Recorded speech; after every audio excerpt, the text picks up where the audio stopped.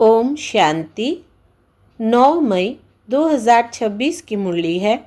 मुख्य रूप से बाबा ने कहा, अगर कोई तुमसे पूछे कि क्या तुमने आत्मा का साक्षात्कार किया है, तो बोलना चाहिए कि हमने आत्मा का साक्षात्कार किया है। आत्मा ज्योतिर्बिंदु है। आत्मा में ही अच्छे व बुरे संस्कार है। आत्मा की सारी नॉलेज अभी हमें मिली है। जब तक आत्मा का साक्षात्कार नहीं किया था, तब तक देह अभिमानी थे। अभी हमें परमात्मा द्वारा गॉड रियलाइजेशन और सेल्फ रियलाइजेशन हुआ है। आगे कहा, सवेरे सवेरे उठकर विचार सागर मंथन करना है। बाप जो सुनाते हैं उसे नोट कर रिपीट करना है। दूसरों को सुनाना है। सबको पहले पहले बाप का ही परिचय देना है। पावन दुनिया में चलने के लिए इस पतित दुनिया से बुद्धि योग निकाल देना है। अब सुनते महावाक्यों को विस्तार से। बाबा ने कहा, मीठे बच्चे, तुम यहाँ आए हो सेल्फ रियलाइज करने। तुम अपने को आत्मा समझ परमात्मा बाप से सुनो। देही अभिमानी रहने का अभ्यास करो। प्रश्न है, कई बार बच्चों से कोई पूछते हैं कि तुमने आत्मा का साक्षात्कार किया है, तो तुम उन्हें कौन सा उत्तर दो? उत्तर बोलो, हाँ, हमने आत्मा का साक्षात्कार किया है। आत्मा ज्योतिर्बिंदु है। आत्मा में ही अच्छे व बुरे संस्कार है। आत्मा की सारी नॉलेज अभी हमें मिली है। जब तक आत्मा का साक्षात्कार नहीं किया था, तब तक देह अभिमानी थे। अभी हमें परमात्मा द्वारा गॉड रियलाइजेशन और सेल्फ रियलाइजेशन हुआ है। गीत है, ना वो हमसे जुदा होंगे। ओम शांति। मीठे मीठे रूहानी बच्चों ने यह गीत सुना। रूहानी बच्चे कहते हैं शरीर द्वारा। ऐसे कोई कभी नहीं कहेंगे कि हम मर मिटेंगे साधु संतों के ऊपर। बच्चे जानते हैं हमको उनके साथ जाना है। यह शरीर छोड़ देना है, इसलिए कहते हैं यह शरीर छोड़ करके हम चले जाएंगे बाप के साथ। बाप आए ही है साथ ले जाने। यह बहुत समझ की बात है। बच्चे बुलाते हैं, हम पतितों को आकर पावन बनाओ। फिर क्या करूं? यहाँ तो नहीं छोड़ जाएंगे। यह सारी दुनिया पतित है। इस पतित दुनिया से पावन दुनिया में ले जाने के लिए बाप आए हैं। हम आत्माओं को साथ ले जाएंगे। यह सारी दुनिया विशेष है, यह भी तुम जानते हो। तुम किसको बेकारी पतित कहेंगे तो भी बिगड़ पड़ेंगे। मनुष्यों को समझाना बड़ा युक्ति से है। महिमा करनी है एक बाप की। अभी तुम बच्चों को नॉलेज मिली है। बड़ी समझ से बात करनी है। कहाँ देखते हो प्रश्न उत्तर करते हैं तो बोलो, हम अभी कच्चे हैं। बड़ी बहन आकर रिस्पॉन्ड देंगी। तुम कहते हो शिव बाबा समझाते हैं। भगवान उवाच, मनुष्य सब पतित है। पतित तो भगवान हो नहीं सकता। पतित पावन को बुलाते हैं क्योंकि पतित है। देहधारियों को भगवान नहीं कह सकते। भगवान निराकार शिव को कहा जाता है। शिव के मंदिर भी बहुत है। पहले पहले जब एक बात को समझ लेवे तब ठहर सकेंगे। पहले पहले बताओ कि शिव भगवान उवाच। शिव बाबा कहते हैं कि माँ में कम याद करो। उनको अपना शरीर है नहीं। ब्रह्मा विष्णु शंकर को भी अपना सूक्ष्म शरीर है। देखने में आता है। यह तो देखने में नहीं आता है। उनको कहा ही जाता है परम पिता परमात्मा। तुम भी कहेंगे हम आत्मा एक शरीर छोड़ दूसरा लेता हूँ। तुमने अपनी आत्मा का साक्षात्कार किया है। भक्ति मार्ग में साक्षात्कार के लिए नौंधा भक्ति करते हैं, परंतु भक्ति करने वालों ने कब साक्षात्कार नहीं किया है, वो क्या चीज़ है यह बिल्कुल नहीं जानते हैं। सिर्फ कहते हैं वो निराकार है। बातचीत तो आत्मा करती है, साक्षात्कार भी आत्मा में रहते हैं। आत्मा निकल जाती है तो ना आत्मा ना शरीर बात कर सकती है। आत्मा बगैर शरीर कुछ कर ना सके। पहले तो आत्मा को पहचानना है और बाप द्वारा ही बाप को पहचान सकेंगे। आत्मा को परम पिता परमात्मा का साक्षात्कार कैसे हो सकता है, जबकि अपने को ही नहीं जान देख सकती। भल कहते हैं चमकता है अजब सितारा, परंतु यह किसको पता नहीं है कि आत्मा में 84 जन्मों का पाठ नूंधा हुआ है। मनुष्य बिल्कुल देह अभिमानी रहते हैं। अब बाप कहते हैं देही अभिमानी बनो, अपने को आत्मा समझ, फिर मेरे द्वारा सुनो। सुनने वाली आत्मा है, आत्मा को सुनाने वाला परमात्मा चाहिए। मनुष्य को समझाने वाला मनुष्य ही होगा। यह आत्मा का ज्ञान किसको है नहीं, इसलिए कहा जाता है पहले आत्मा को जानो, सेल्फ रियलाइज करो। आत्मा खुद ही कहती है, आत्मा को हम रियलाइज कैसे करें, यह थोड़ी किसको पता है। हमारी आत्मा में कैसे सारा पाठ भरा हुआ है, साधु सन्यासी आदि कोई बता न सके। बाप को ही आकर बच्चों को सेल्फ रियलाइज कराना पड़ता है। बाप कहते हैं अपने को आत्मा समझ, मुझ निराकार परम पिता परमात्मा से सुनो। आत्मा और परमात्मा जब मिले तब यह बातें हो। दुनिया को यह पता ही नहीं है कि परम पिता परमात्मा कब आएंगे, कैसे आकर समझाएंगे। ना जानने के कारण मतभेद में आ जाते हैं। उन सब का मदार है शास्त्रों पर। बाप कहते हैं उनसे ना तुम मुझे रियलाइज कर सकेंगे, ना अपने को रियलाइज कर सकेंगे। वो तो कह देते आत्मा सो परमात्मा। ऐसे कहने से क्या होता? हमको पतित से पावन कौन बनाएंगे, त्रिकालदर्शी कौन बनाएंगे? कोई भी आत्मा और परमात्मा का ज्ञान तो दे नहीं सकते। इसलिए तुम कहते हो जो आत्माएं अपने बाप को नहीं जानती है वो नास्तिक है। वो फिर कह देते कि जो भक्ति नहीं करते वो नास्तिक है। अब तुम बच्चे भक्ति तो करते नहीं हो। तुम्हारे पास चित्र बहुत अच्छे हैं, चित्रों पर भी समझाया जाता है। कोई ने वर्ल्ड के नक्शे देखे ही नहीं होंगे तो उनको क्या पता लंदन कहाँ है, अमेरिका कहाँ है। जब तक टीचर बैठ मैप पर समझाए, इसलिए तुमने यह चित्र बनाए हैं, परंतु डिटेल में कोई समझ नहीं सकते। सूर्यवंशियों ने यह राजधानी कहाँ से ली, फिर चंद्रवंशियों ने कैसे ली? क्या सूर्यवंशी से लड़ाई की? तुम समझते हो सबको वर्षा एक बाप से मिलता है। सूर्यवंशी चंद्रवंशी तो विश्व के मालिक है। दूसरा कोई धर्म ही नहीं होता है तो लड़ाई की बात ही नहीं। अभी तुम समझते हो हम विश्व के मालिक बनते हैं। ऐसे नहीं कि सूर्यवंशियों से चंद्रवंशियों ने जीता व युद्ध चली, नहीं, अलग अलग घराना होता है। अब तुम्हारी बुद्धि में यह चित्रों की सारी नॉलेज है। स्कूल में भी स्टूडेंट पढ़ते हैं तो बुद्धि में सारी नॉलेज आ जाती है। छोटे बच्चों को किताब में दिखाया जाता है यह हाथी है, यह फलाना है। अब तुम इस ड्रामा को जान गए हो। यह सारा चक्र बुद्धि में है। यह है सारी नई बातें और इन बातों को ब्राह्मण कुल ही समझेंगे। दूसरे तो बैठ फालतू डिबेट करेंगे। ऐसे भी नहीं सबको इकट्ठा समझाया जा सकता है, नहीं, अलग अलग समझाना होता है। कायदा भी है, पहले बाप को आत्मा को समझे, फिर क्लास में बैठे तो समझेंगे, नहीं तो समझ ही नहीं सकेंगे।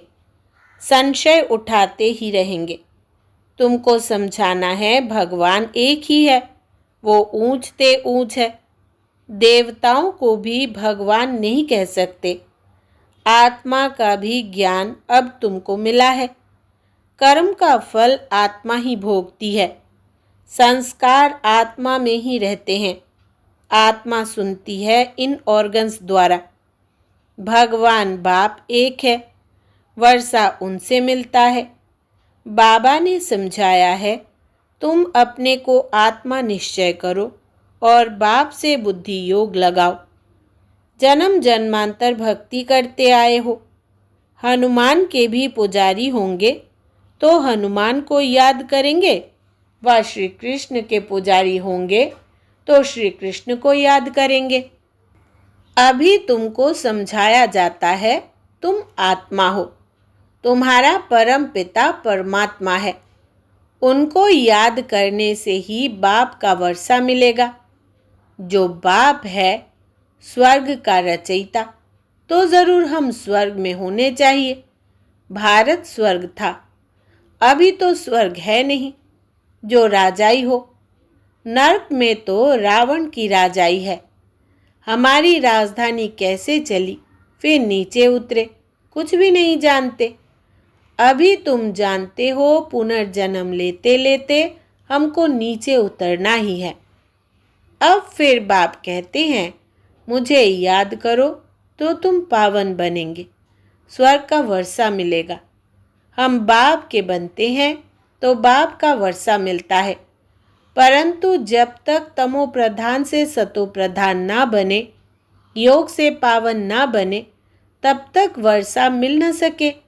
बाप कहते हैं मुझे याद करने से तुम्हारे विकर्म विनाश होंगे, बेकर्माजीत बनेंगे। यह गारंटी है, समझानी देनी पड़ती है। कोई समझेंगे, कोई तेज बुद्धि वाले होते तो शोर मचाने लगते हैं। कोई ना कोई विघ्न डालने वाले निकल पड़ते हैं। कोई हंगामा करे तो बोलना चाहिए, एकांत में आकर समझो।